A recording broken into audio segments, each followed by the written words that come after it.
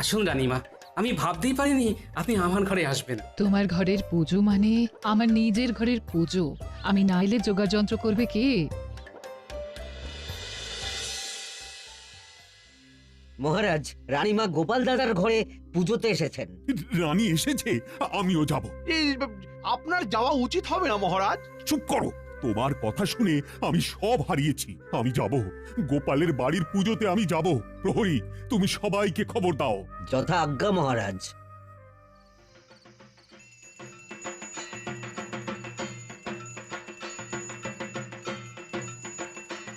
ঢাকি ঢাক জমিয়ে বাজাও, নে পুটি ফুলঝুরি জ্বালা, আলো দিয়ে সব অন্ধকার ঢেকে দে। এই তো জ্বালাচ্ছি। গোপাল দাদু, এবারের বাজিগুলো খুব তাজা আর অনেকক্ষণ ধরে জ্বলছে। ওই দেখো গোপাল দাদু, মহারাজ এসেছেন। আসুন আসুন মহারাজ। গোপাল, ফিরে এলাম, আমাকে ক্ষমা করো। এ কি বলছেন মহারাজ, আপনি এসেছেন এটাই আমার কাছে অনেক। চলুন, মাকে দর্শন করবেন, চলুন। চলো চলো।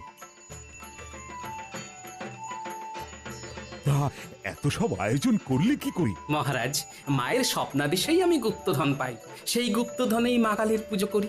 ও, তাহলে গুপ্তধনের কথাটা সত্যি? সত্য